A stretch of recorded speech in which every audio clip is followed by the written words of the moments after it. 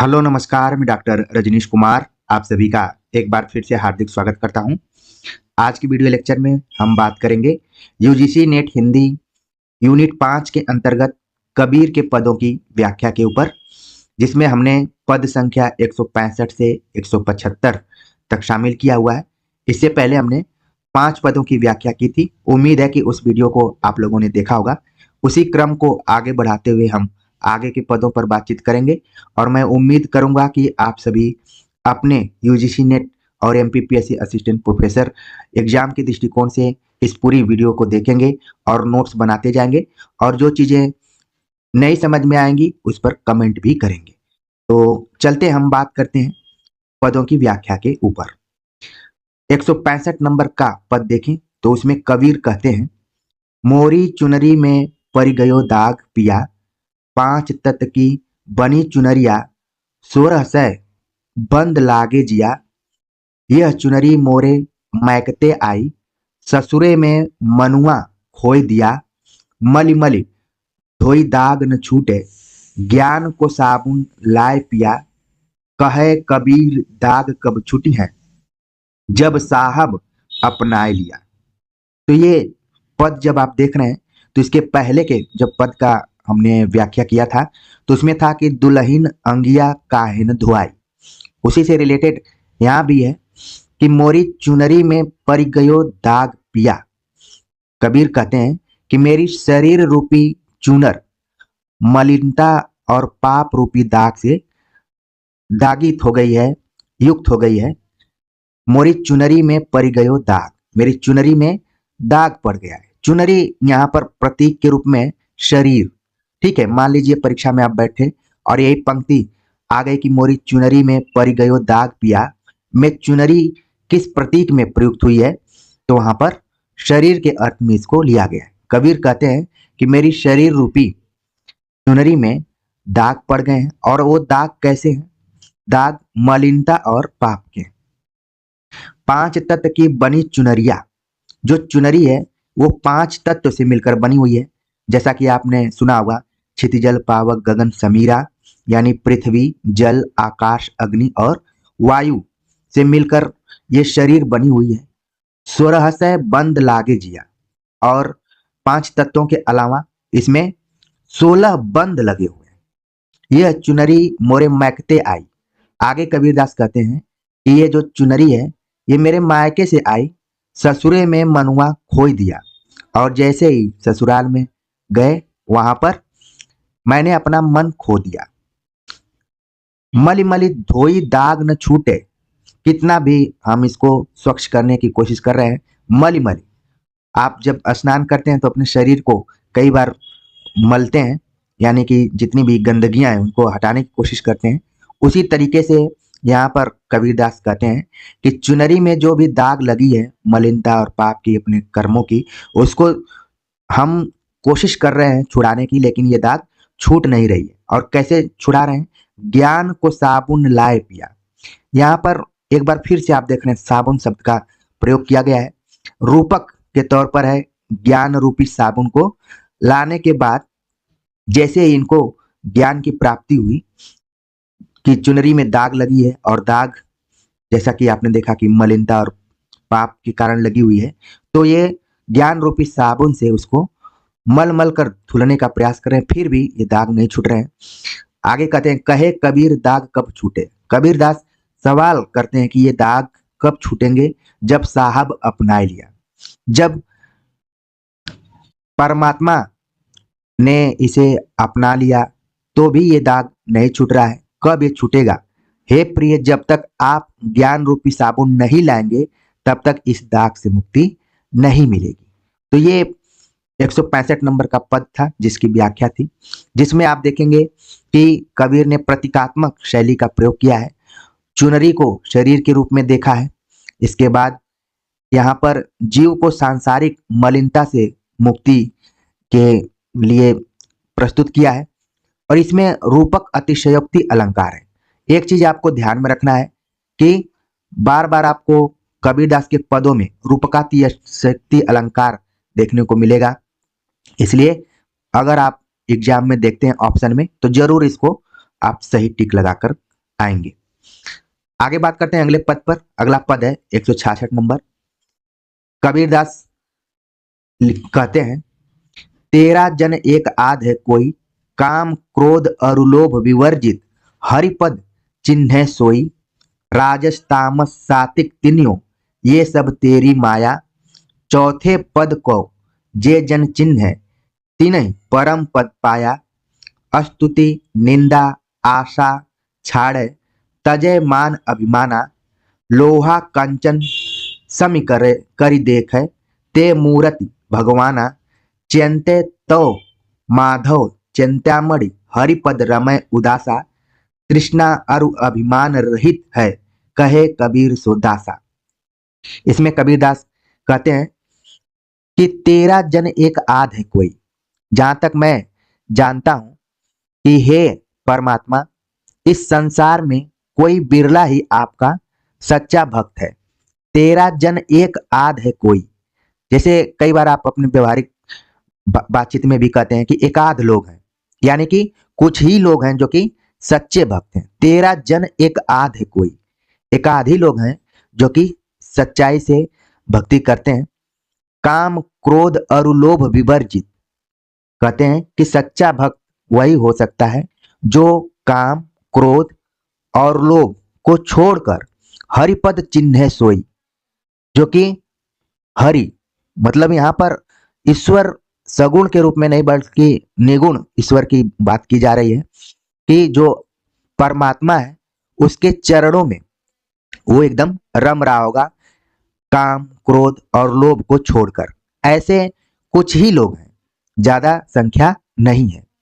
आगे कहते हैं, राजस तामस सात्विक, आपने सत रज तम तीन शब्दों को जरूर सुना होगा, जो कि एक तरीके से गुण का प्रतीक माने जाते हैं। तो कबीरदास कहते हैं कि सत रज तम तीनों ये सब तेरी माया, ये संसार की माया है, संसार इस माया में फंसा हुआ है। चौथे पद को जे जन चिन्ह है, तीन ही परम पद पाया। चौथा पद जो कि पुरुषार्थ का है, पुरुषार्थ में धर्म अर्थ काम मोक्ष इत्यादि के बारे में आपने सुना होगा, जिसमें मोक्ष को सबसे मोस्ट इंपॉर्टेंट माना जाता है। पुरुषार्थ को कई जगह पर आप देखेंगे कि चतुर्वर्ग भी लिखा रहता है, तो इसको भी ध्यान में रखना है, क्योंकि एक बार डीएसएसबी के एग्जाम में पूछ लिया गया था कि चतुर्वर्ग किसे कहा जाता है, पुरुषार्थ। इसमें धर्म अर्थ काम मोक्ष, ठीक है, की बात की जाती है, लेकिन इसमें मोक्ष को सबसे ऊंचा स्थान मिला हुआ है। तो आप देख रहे हैं कि दूसरी पंक्ति में ही कहा गया, काम क्रोध और लोभ को छोड़कर जो परमात्मा के चरण में अपने को लीन करेगा वही मोक्ष की प्राप्ति कर सकता है। ऐसे बहुत कम लोग हैं। चौथे पद, मान लीजिए एग्जाम में पूछ लिया जाए कि कबीरदास ने चौथे पद में किसका जिक्र करना चाहा है, तो वह है मोक्ष। आगे लिख कहते हैं, स्तुति निंदा आशा छाड़े, तजे मान अभिमाना। कहते हैं कि सच्चा भक्त निंदा स्तुति और आशा छोड़कर तथा मान अभिमान को छोड़कर इस सबसे ऊपर होता है। जो सच्चा भक्त होता है वो स्तुति निंदा आशा घमंड अहंकार इत्यादि से ऊपर उठ चुका रहता है। लोहा कंचन सम करी देखे, और वो इतना ऊपर उठ जाता है कि एक तरफ लोहा रखा गया है दूसरी तरफ सोना रखा गया है, तो भी वो सोना के प्रति आकर्षित नहीं होता है। अगर एक आप देख रहे हैं कि सभी चीजों से ऊपर उठ जाता है, ते मूर्ति भगवान, तो उसी वो केवल इसे ब्रह्म के रूप में देखता है, भगवान के रूप में देखता है। ऐसा सच्चा भक्त स्वयं माना जाए तो भगवान का स्वरूप होता है, मूर्ति होता है। इसीलिए कई बार आप देखेंगे कि मनुष्य भी कुछ ऐसे कार्यों को करते हैं जिसे लोग ईश्वर की उपाधि देने लगते हैं कि ये इंसान नहीं भगवान है। आगे कबीरदास कहते हैं, चिंत्य तो माधव चिंत्यामणि हरिपद रमय उदासा। अब विशेष तौर पर आप सभी को ध्यान में रखना है कि यहाँ पर माधव शब्द आया हुआ है, तो कई बार प्रश्न पूछ लिया जाता है पंक्ति के तौर पर। कुछ बच्चों ने कमेंट किया कि जो भी चीजें आप पढ़ा रहे हैं यूपी टीजीटी पीजीटी के लिए इंपॉर्टेंट है कि नहीं, क्योंकि बहुत सारे ऐसे विद्यार्थी हैं जो पढ़ाई को माप तौल करके देखने की कोशिश करते हैं। तो ऐसे में मैं बहुत द्वंद में पड़ जाता हूँ कि मैं क्या बताऊं कि कौन लेक्चर आपके लिए है, कौन नहीं है। मैं तो यही मानकर चलता हूँ कि जितनी भी चीजें मैं यहाँ पर डिस्कस करता हूँ सभी विद्यार्थियों के लिए इम्पोर्टेंट है, क्योंकि 24 घंटे में से अगर आप आधा घंटा निकाल कर भी इस चैनल को समय देते हैं तो हो सकता है कि आपके जीवन में कुछ नया बदलाव आए।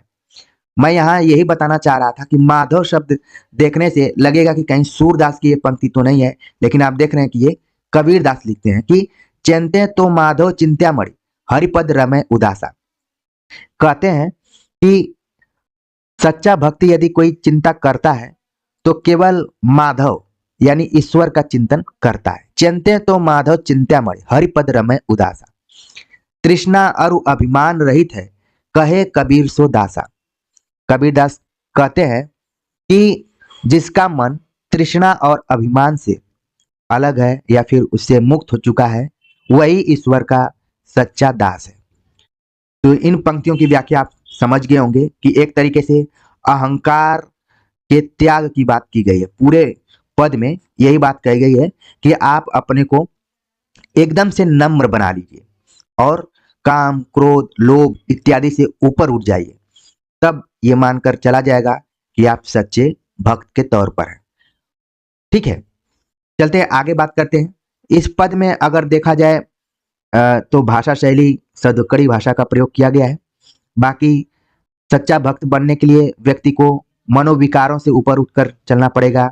निंदा, प्रशंसा, मान, अपमान, इन सारी चीजों से इनका परित्याग करना पड़ेगा। अगला पद है 167। कबीरदास कहते हैं अबूझा लोग कहाँ लो बूझे बूझनहार विचारो, केते रामचंद्र तपसी से जिन जग यह भरमाया, केते कान भये मुरलीधर तिन भी अंत न पाया, मच्छ कच्छ बारह रूपी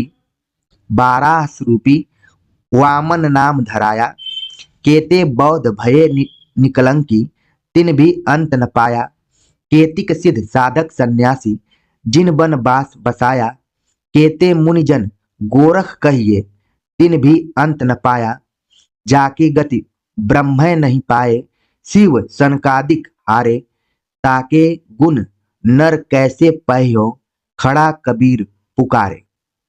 तो इन पंक्तियों में आप देख रहे हैं कि कबीरदास कहते हैं अबूझा लोग कहाँ लो बूझे बूझन हार विचारो। कहते हैं कि समझदार लोग किसी ना समझ को कहाँ तक समझाए। अबूझा लोग कहाँ लो बूझे बूझन हार विचारो, मतलब समझदार लोग लोगों को समझाते हैं जो कि समझने के लिए तैयार ही नहीं है, तो उसको कहाँ तक समझाएं। आगे वो बहुत कुछ चीजों के बारे में बताते हैं, रामचंद्र, मुरलीधर, 12 रूपी, ठीक है, बौद्ध, सिद्ध साधक, गोरख, ठीक है, शिव सनकादिक। इसका मतलब है कि कबीर को अपने परंपरा का भी बहुत ज्ञान है। कहते हैं कि समझदार लोग किसी नासमझ को कहाँ तक समझाएं, जब कोई समझना ही नहीं चाहे तो उसे समझाने से कोई फायदा नहीं है। केते रामचंद्र तपसी से जिन जग यह भरमाया। कहते हैं कि इस संसार में रामचंद्र जैसे कितने तपस्वी हुए जिन्होंने समाज को अपने चरित्र और कार्यों से प्रभावित किया। केते रामचंद्र तपसी से जिन जग यह भरमाया। आगे कहते हैं केते कान भय मुरलीधर तिन भी अंत न पाया, और कहते हैं कि इसी प्रकार अपनी मुरली से मुग्ध करने वाले कितने ही कृष्ण हुए जिन्होंने बहुत ही अलौकिक कार्य किए, किंतु ये राम और कृष्ण दोनों ईश्वर न होकर मानव के रूप में है। इसीलिए इन सारी पंक्तियों को आपको निर्गुण के रूप में देखना पड़ेगा, क्योंकि यहाँ पर जो भी रामचंद्र की बात की गई है, मुरलीधर की बात की गई है, ये ईश्वरीय रूप नहीं है बल्कि मनुष्य के रूप में। आगे कबीरदास कहते हैं मच्छ कच्छ 12 रूपी, और कहते हैं कि इसी प्रकार पुराणों में वर्णित या उल्लेखित मत्स्य अवतार, कच्छप अवतार, ठीक है, बारह अवतार, वामन अवतार, बहुत सारे नाम आपको दिख जाएंगे। केते बौद्ध भय निकलंकी, तिन भी अंत न पाया। कितने ही निष्कलंक बुद्ध भी परमात्मा के रहस्य को नहीं जान सके।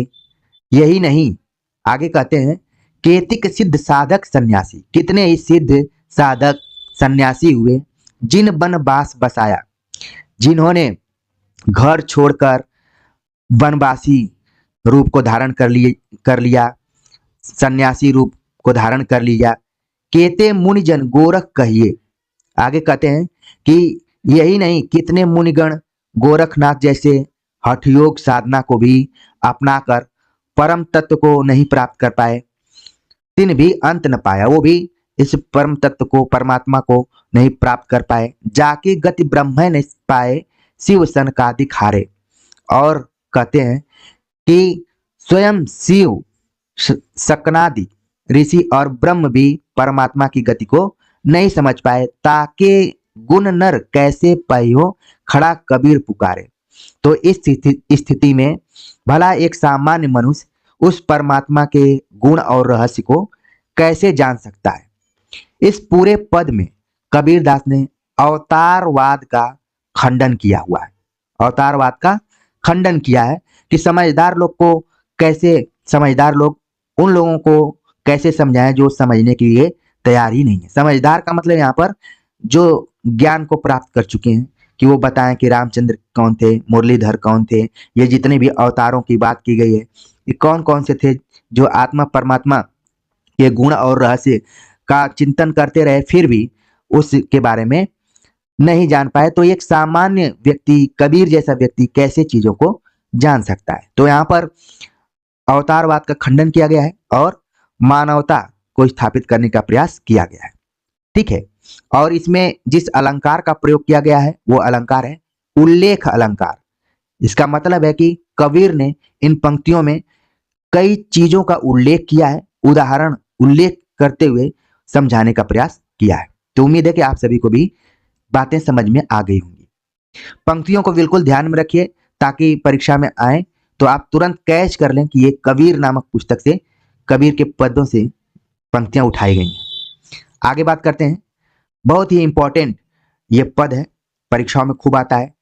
साधो देखो जग बौराना, सांची कहो तो मारन धावे, झूठे जग पतियाना, हिंदू कहत है राम हमारा, मुसलमान रहमाना, आपस में दो लड़ मरत हैं, मरम कोई नहीं जाना, बहुत मिले मोही नेमी धर्मी, प्रात करे स्नाना, आतम छोड़ी पसाणे पूजे, तिनका थोथा ज्ञाना, आसन मारी डिंब धरि बैठे, मन में बहुत गुमाना, पीपर पाथर पूजन लागे, तीर्थ व्रत भुलाना, माला पहिरे टोपी पहिरे, छापा तिलक अनुमाना, साखी शब्दे गावत भूले, आत्म खबर न जाना,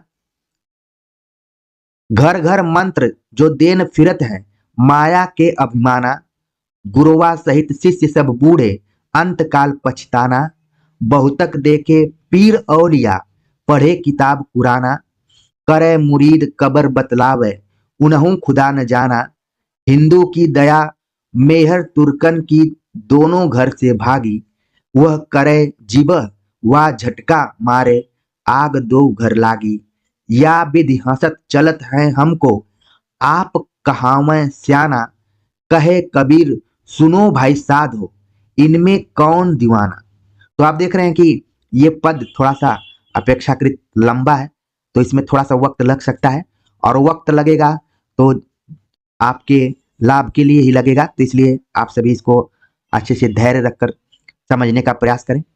जैसा कि आप जानते हैं, कबीरदास हमेशा आंखों देखी बात करते हैं। देखो शब्द का प्रयोग आप यहाँ पर देख रहे हैं।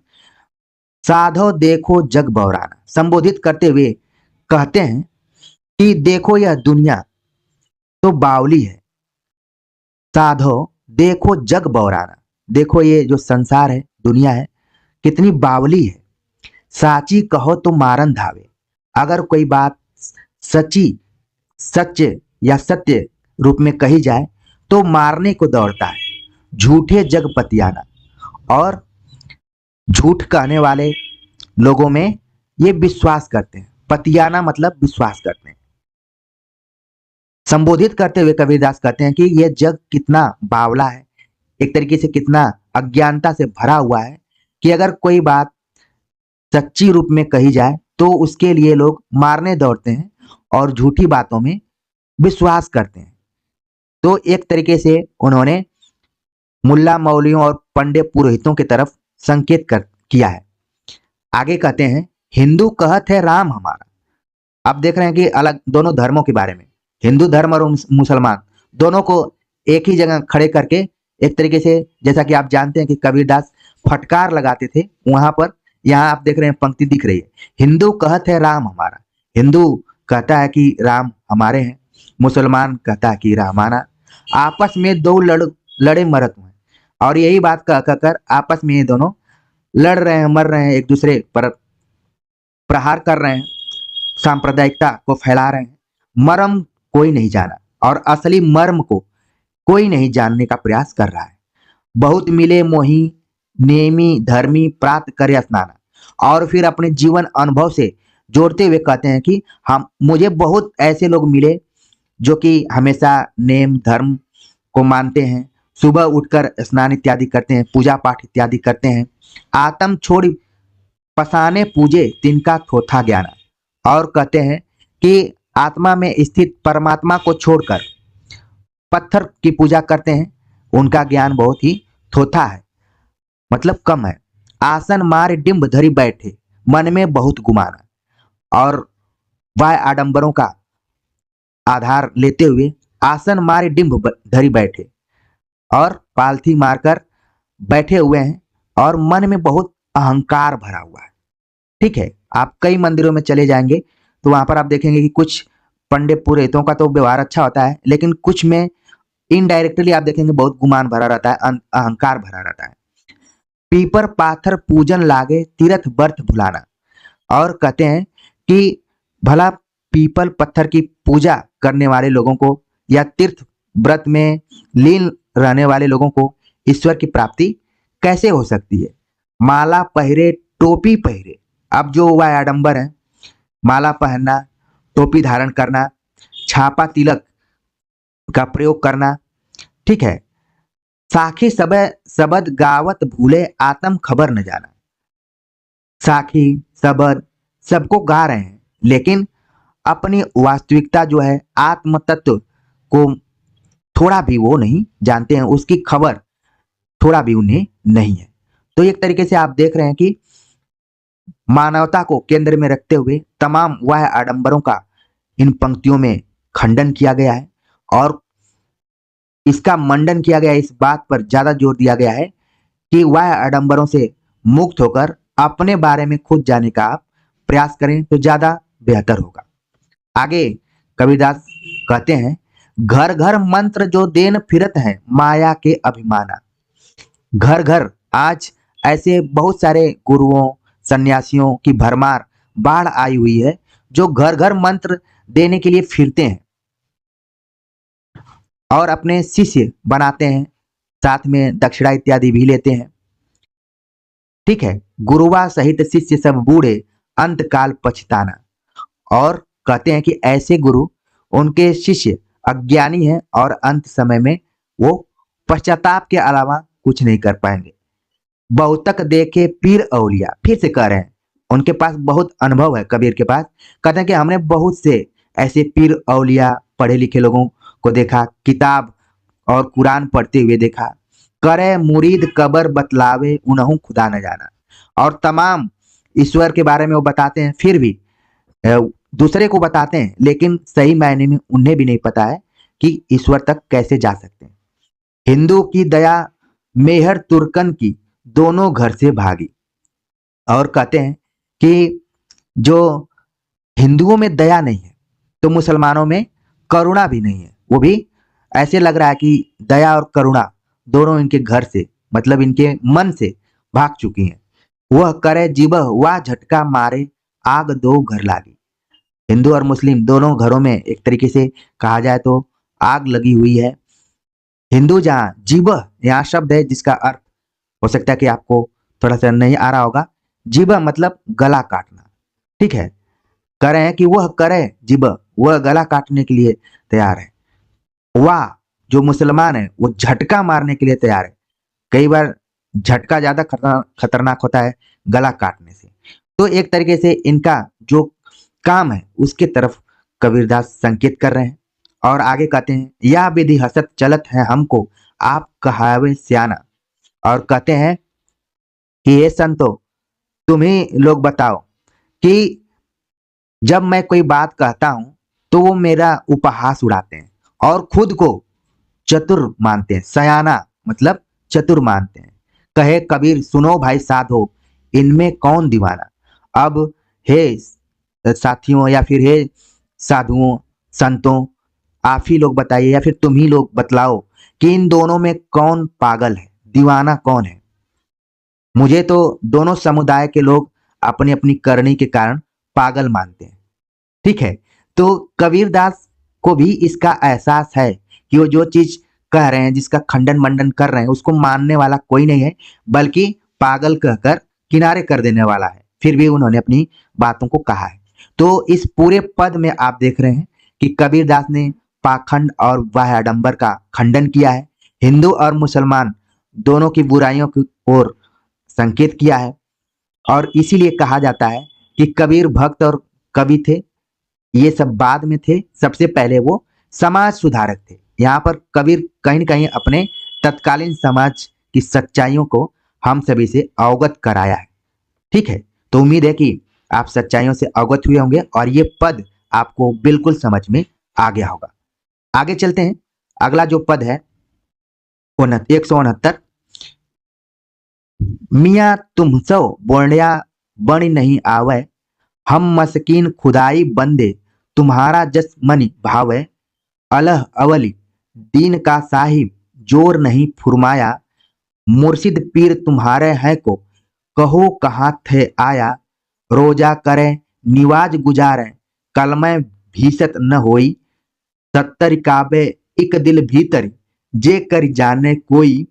खसम पिछानी तरस कर जी में माल मती कर फीकी, आया जानी साई को जाने तब हुए भिष्ट सरी की। माटी एक भेष धरी नाना सब में ब्रह्म समाना, कहे कबीर भिष्ट छिटकाई दो जग ही मन माना। तो अपेक्षाकृत ये पद जो है थोड़ा सा भाषा शैली के दृष्टिकोण से कठिन आप सभी को प्रतीत हो रहा होगा, क्योंकि मैं जब इसकी व्याख्या करने की कोशिश कर रहा था, इसको पढ़ने का प्रयास कर रहा था, थोड़ा सा ये पद मुझे कठिन लगा। यहाँ पर कबीर, क्योंकि इसीलिए कबीर की भाषा को पंचमेल खिचड़ी भी कहा जाता है, क्योंकि उसमें राजस्थानी, पंजाबी, भोजपुरी, अवधी, ब्रज, इन सारी बोलियों का मिश्रण प्रतीत होता है। इसीलिए क्योंकि ये हम ही को या फिर आप सभी को नहीं कठिन लग रही है, आलोचकों को भी कठिन लगी, इसीलिए आचार्य रामचंद्र शुक्ल ने थोड़ा सा एग्रेसिव रुख अपनाया कबीर के प्रति।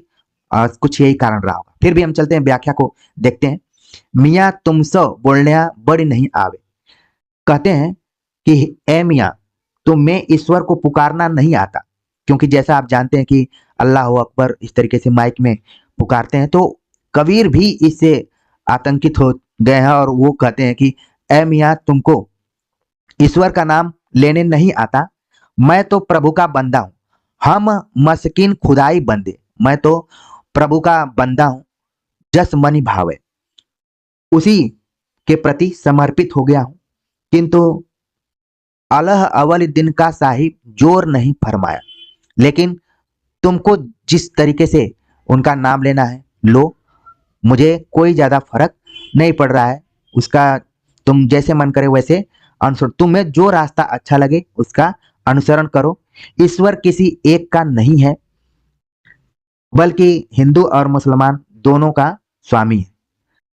मुर्शिद पीर तुम्हारे हाँ को कहो कहाँ थे आया।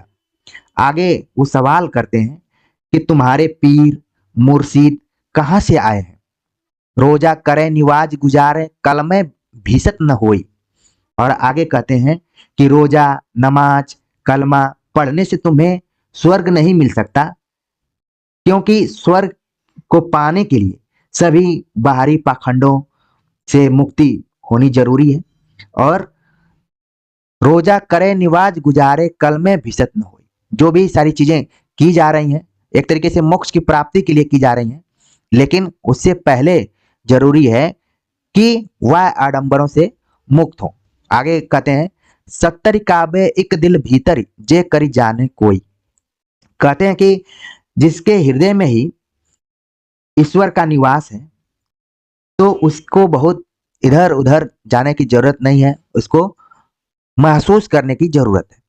खसम पिछानी तरस करी जिये में माल मती करी फीकी। और आगे कहते हैं कि सच तो बात यह है कि कावे में रहने वाला ईश्वर ही हृदय में रहता है। जो ईश्वर को अपनी तरफ कर लेता है उसे ये जो भौतिकवाद है, जो धन संपत्ति संग्रहण करने की इच्छा है, इन सभी चीजों से मुक्ति मिल जाती है। उसमें कोई उसका रस नहीं लगता है। माल मती करी फीकी, फीकापन महसूस होने लगता है। इसलिए कई बार आपने देखा होगा कि बहुत सारे ऐसे उद्योगपति रहे हैं जिन्होंने बहुत सारी संपत्तियों का दान भी कर दिया है, और पहले के जमाने में तो बहुत सारे ऐसे लोग थे। तो यही कह रहे हैं कि जब किसी को ईश्वर की अनुभूति हो जाती है, आत्मा परमात्मा की अनुभूति हो जाती है, तो वो इन सारे धन संचयनों में नहीं लिप्त रहता है। उसको वहां से विरक्ति महसूस होने लगती है, उसका जो रस है वो फीका पड़ने लगता है। आगे कहते हैं, आया जान साई को जाने तब हुए भीष्ट सरी की। और कहते हैं जब व्यक्ति अपने अहम पर विजय पा लेता है तब वह मानकर चलिए कि भगवान का स्वरूप धारण कर लेता है और उसे स्वर्ग की प्राप्ति हो जाती है। माटी एक भेष धरी नाना सब में ब्रह्म समाना। और ये जो शरीर है मिट्टी का बना हुआ है और सबके केवल रूप अनेक अनेक हैं, लेकिन ब्रह्म सब में एक ही है। कहे कबीर भिस्त छिटकाई दो जग ही मन माना। और आखिर में कबीरदास कहते हैं कि अहंकार में डूबा होने से इसीलिए स्वर्ग क्यों अच्छा लगेगा। कहे कबीर भिस्त छिटकाई दो जग ही मन माना, क्योंकि अहंकार में डूबा होने के कारण स्वर्ग अच्छा नहीं लगता है, लेकिन जैसे ही वास्तविकता से परिचय होगा तो लगेगा तेरा मन दो जग नरक में ही रमा रहा है। कहे कबीर भिस्त छिटकाई दो जग ही मन माना, क्योंकि व्यक्ति वास्तविकताओं से दूर है और वो नरक में ही रहना चाहता है। इस टाइप से पूरी पंक्तियों का एक तरीके से ये व्याख्या थी। इन पंक्तियों में कबीर ने एक बार फिर से आडंबर और पाखंड का खंडन किया है, ठीक है, और कहा है कि बाहर का जो भटकाव है उसको छोड़कर साधना पर जोर देना ही उचित है। और जो इसकी भाषा शैली है, जैसा कि मैंने शुरू में ही कहा कि अरबी फारसी शब्दों का इसमें खूब इस्तेमाल किया गया है। चलते हैं आगे, बात करते हैं अगले पद पर। अपेक्षाकृत ये छोटा पद है और मैं उम्मीद करता हूं कि अभी तक आप लोग जुड़े होंगे, तो जरूर एक बार कमेंट्स कर दीजिए कि 170 तक कौन कौन जुड़ा हुआ है। कबीरदास कहते हैं, वह क्यों काशी तजे मुरारी तेरी सेवा चोर भये बनवारी। जोगी जति तपी सन्यासी मठ देवल बसी परसे काशी। तीन बार जे नित प्रति नहावे काया भीतरी खबर इन पावे। देवल देवल फेरी देही नाव निरंजन कबहु न लेही। चरण बिरद काशी कौन देहूं कहे कबीर भल नर कहीं जय हूं। यहां पर फिर से एक बार कबीरदास ने देखा जाए तो अपने क्रांतिकारी रूप को प्रस्तुत किया है। कहते हैं, क्यों काशी तजे मुरारी। जैसा कि शुरुआत के पद में हमने बताया था कि जस काशी तस मगहर, फिर से एक बार काशी का जिक्र यहाँ पर किया है। उन्होंने कहा कि हे प्रभु, वे लोग भला काशी को क्यों छोड़े, वह क्यों काशी तजे मुरारी। मुरारी शब्द आप यहाँ पर देख रहे हैं, एक तरीके से ईश्वर को संबोधित कर रहे हैं। तो मुरारी, इसे आप सूरदास को न समझें या फिर मीरा को न समझें, यहाँ पर कबीरदास की ये पंक्ति है, वे क्यों काशी तजे मुरारी। हे मुरारी, वो काशी को क्यों छोड़े। तेरी सेवा चोर भये बनवारी, और तुम्हारी सेवा से जी चुराने लगे हैं, मजे मार रहे हैं, तो वे काशी को क्यों छोड़ेंगे। तेरी सेवा चोर भये बनवारी, कहते हैं कि हे मुरारी, भला वे लोग काशी को क्यों छोड़ें, क्योंकि वे तो यहाँ पर बैठे हुए आनंद ले रहे हैं और तुम्हारी सेवा से जी चुराने में लगे हैं। जोगी, जति, तपी, सन्यासी, ये पूरा एक वर्ग को ही यहाँ पर उन्होंने अपने आक्रमण पर लिया हुआ है। जोगी, यति, तपी, तपस्वी, सन्यासी, मठ देवल बसी परसे काशी, कहते हैं कि ये सभी मठों देवालयों में रहते हुए काशी के पुण्य लाभ को उठा रहे हैं। मठ देवल में बसकर परसे काशी, इसका जो पुण्य है, इसका जो आनंद है, उसका लाभ उठा रहे हैं। 3 बार जे नित्य प्रति नहावे, और फिर से एक बार आक्रामक रुख अपनाते हुए कहते हैं कि वे लोग 3 बार दिन में प्रतिदिन नहाते हैं, काया भीतर खबर न पावे। तो ये केवल अपने ऊपरी शरीर को साफ करने की कोशिश करते हैं, लेकिन शरीर के अंदर जो अंतरात्मा है, आत्मा है, उसकी आवाज को नहीं सुन पाते हैं, उसको उसकी खबर तक उनको नहीं है।